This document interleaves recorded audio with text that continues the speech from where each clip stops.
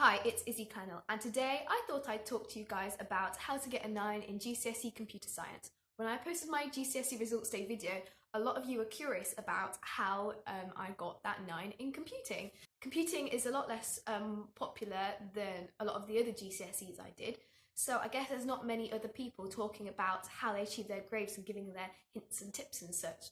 So I thought I'd share mine today. Now, before I start, most of these tips would be really useful for almost every subject, so even if you don't take computing, this video might be worth a watch. First thing that I did that I think put me in advantage was using loads of different resources when making my revision notes. So I didn't just use the revision guide, I used my class notes, I used the PowerPoints from lessons, Craig and Dave, a YouTube channel who post computing revision videos, I used their videos as well, and I combined all these. I did mostly use the revision guides, but I did use elements where I thought there might be gaps to make sure my notes were really detailed and covered anything I thought I could be asked in the exam. Another thing that I did is I made sure that my set of notes was complete. Now this is really useful for any subject. I noticed that when I had a more complete full set of notes for a certain subject, I did a lot better in it. Having your own full set of notes can be really beneficial because it's like having your own personalised revision guide, because there's obviously going to be some topics or aspects of the course where you think, oh, that's really obvious, or I already know that, or that's just common sense, and there's going to be other things where you're going to need to read lots of explanations about it, and you're going to need it all broken down really thoroughly for you to understand it and learn it and memorise it. So it's really good because it allows you to help reteach yourself in a way which works best for you. And the difference between computing and other subjects is that for computing, I managed to finish the set of notes a couple of weeks before, so I could read them instead of the revision guide, and it would be personalised, because a revision guide made for thousands of people isn't going to be 100% perfect for you. And as much as I love CGP, you're going to need to focus more on other things and less on other things.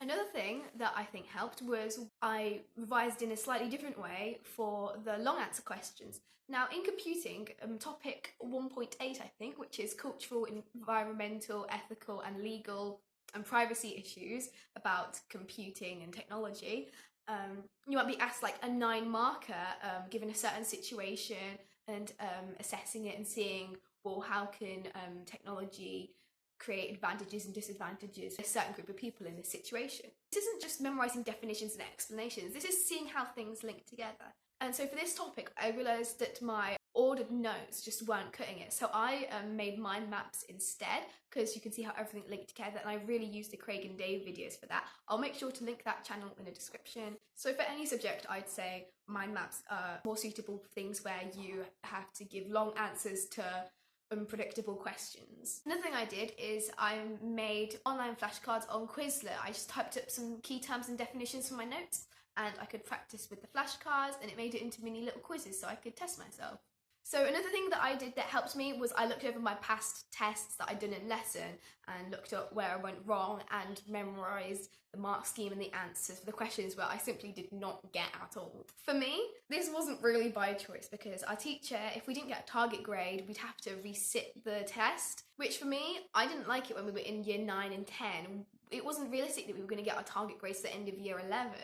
But this actually was an advantage in the end, because other subjects, the early topics that we did, I'd feel like my knowledge wasn't as thorough and detailed as the later topics when we were expected to be more intelligent. But by looking at where you went wrong previously, you can find your weaknesses. So I'd sit down, I look at it, I'd be like, how can I memorise it? Can I put it to a tune? Can I think of something to compare it to that I might already know in real life? It just made me realise what my weaknesses were, what would put me in trouble if it came up in the exam. The thing I did is I did plenty of practice questions, and this is obviously beneficial in any subject, but I got the CGP workbook. I love workbooks because you've just got some good questions for every single topic that you can practice, and it's got the answers at the back, and it gives you key definitions and explanations. I remember I cut out part of one of the answers in the back of the book, and it was for the fetch, decode, execute cycle. And I remember the night before the exam, when I was having dinner, I blue tacked it to my glass so that I could read it, and there was nothing else to focus on. I was just trying to memorise that, because honestly it felt like such a long explanation, so many steps, but in the mark scheme it's simplified, it's like distilled down into what you actually need to know. So by looking at mark schemes in practice workbooks that can help you remember what you actually need to know as opposed to what's just rambling in the revision guide. The final thing that will help you achieve a grade 9 is understanding how algorithms and programs work.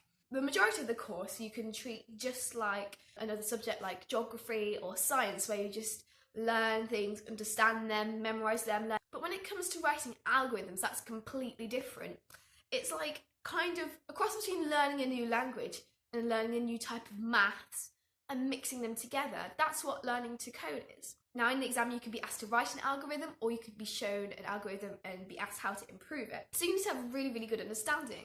And the way to do this is to practice coding and programming. And so your teacher at some point during your course should give you multiple different mini projects or tasks to try and achieve through your programming language that you've been taught. But I know that a lot of computing teachers aren't as confident in programming as they are in the other aspects of the course, so you may have to practice your programming a lot at home. Just search online programming course and then whatever language you're meant to be learning. There's loads of practice projects and tasks available to try and do, and then there's a solution which you can compare with yours and see how you could have done better. So even if your teacher isn't very confident in programming, then it's really important that you dedicate some time at home to trying to learn by yourself. So in the revision guide, where it has lists of different functions you need to know, you should be really, really confident with all of them, because if you don't know one exists, then you may spend ages in the exam trying to find another way around a problem, which is illogical. So it's super important that you learn how to program or write pseudocode or write flowcharts up to the level which is required to succeed in your exams. So that's all for today. Most of these tips are transferable to your other subjects as well. If you found this video helpful, please give it a like and share it with someone else who does computing, because I'm sure they'll find it just as helpful. Comment how you're feeling about computing, and also if you've got any video ideas that you'd like to see from me. And finally, subscribe. Thank you!